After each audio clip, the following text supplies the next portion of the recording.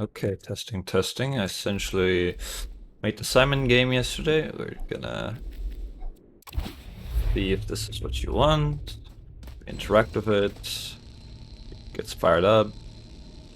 This, you technically don't need the countdown, but I kind of like this. So, first it creates the puzzle. Then it starts the first one. You step on it. Bada boom. That is the second round. Bada bing. Bada boom. Bada bing. Bada boom. Bada bam. Let's say, for example, I want to walk on the wrong one. You know, it was supposed to start here, but I go here. It just resets itself. And so we can start again. But this time I won't do the countdown, we'll just create straight the puzzle. You could make it go from countdown again. So now it starts from a different place. Okay, so this one, this one. Now the whole ordering is randomized. And you can make as many rounds or times it flashes up as you want. I'm a bit confused. Here, here, here, here? Oh wow. Dude, I hate this game. I'm so tired. Okay, so here, here, here, here. So I only did it to 5 rounds and it's finished. And then it does congratulations. You can add code to light up whatever you want. You can make as many as you want. You can add, you can make a W if you'd like. Looks a bit ugly, but And you can make the total times or rounds it goes. Let's say I only want it to go 2 times. I can do that. It's a bit of an easy game of Simon, but I'm lazy. And the less rounds it has, the faster it calculates the puzzles, because there's only 2 of them. So it's just this, bada bing. So this. So you can also step on the wrong one, it would just, redo the whole thing. So anyway, it's 2 rounds. I can make it into 10 if I want to, but obviously it'd be a little bit crazy. Anyway. So this whole piece consists of just 3 separate objects that you have to control. First one is the plate. Plate is very simple. You just once add brain plate brain. And you have to make sure you attach it to the main object that's running the game code. Because essentially what this is doing is, wait, this line of code, it's essentially telling for each attachment. So if you're going to attach other things to it, you could just make them add into an object set.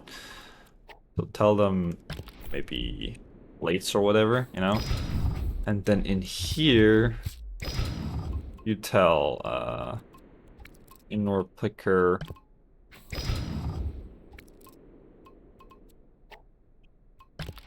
plates implemented by. You could do that too, but for the sake of simplicity and being able to add as many as you'd like, I just use attachments. So you can even add different ones. But that's it for the blocks itself. You can see I put a push block below there. Now this is the brain. Add brain plate brain. So from inward picker. Make sure this guy is properties brain template is on. Since you want to reuse this. So here we go assign numbers change. So that's when it's creating the puzzle, it assigns each plate a number. Now, the issue is you would want it to be repeatable. So if you would just leave it as a number, it would get overridden if, for example, let's say it's the first one in line, and it also gets assigned as the 4th to light up. But number variables only work like once, so you can only store 1 number.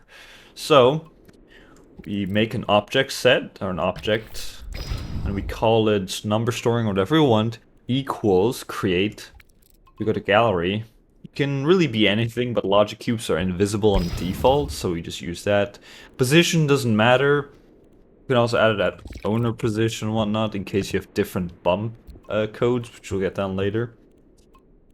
And because when we were creating this logic cube, we told it it's in an object, so we can actually tell it to change its numbers according to it. So let's say number storing So this thing that we just created, its assigned number equals the number I just got assigned. Now this code only runs for a split second because changed only runs once unless you're changing it constantly. Now so that's for the number assigned. So it's very simple. We cannot do that with object sets because it gets funky and whatnot. Now this second line of code is when it's flashing up. This will be running in the main brain, but for simplicity's sake, we'll run this first. Owner, which is this guy's running the game code. Flash. Now this is when it's flashing up. Started to. This is a set variable on running locally on your brain equals nothing. So let's empty it out first. So if the owner's flash number didn't change, because this is just to make sure that before it like doubled on itself and then it looked very weird. So if the owner's flash number isn't changing, then for each created object, remember we created them and give them their own numbers. The created objects is a thing that PerkSpark gives yourself, so it's very nice. So since we're running all of them, we ask each one, hey, is your assigned number equal to my owner's flashing number that is currently trying to tell the player, hey, you have to step on this one. Countdown timer 0.1 hologram, and then play sound. Codeidium, you can add any sound you want. I just used the Codeidium puzzle highlight, I think it's what it's called, and overlapping. Now, the reason there's a countdown timer 0.1 is exactly because if, let's say number 3 and 4 are all like in your assigned number, then you would want it to have like a sort of a stop in between. Otherwise, it's just constantly flashing and it looks very weird. Anyway, so that's it. By the way, this thing is nested under nothing, just to make sure. So we make a new one, say owner plate sensitive, so that's when you have to start stepping on it in the brain code. For each created object, we ask it again, hey, is your number assigned to the current owner's active number that you have to step on? So if it is, then let's active increment it by it. So that's the one that's correct. Since you may have multiple ones, and that's why we emptied each time, because the active number constantly changes according to the game. Then we say not safety lock. Safety lock, we'll get into it later, is basically that you can step on it and it doesn't just instantly register bump, and bump player. So then we ask, okay, is my activity or active sets greater than 0? Remember, if the number is correct in one of our created objects, the active count will be 1.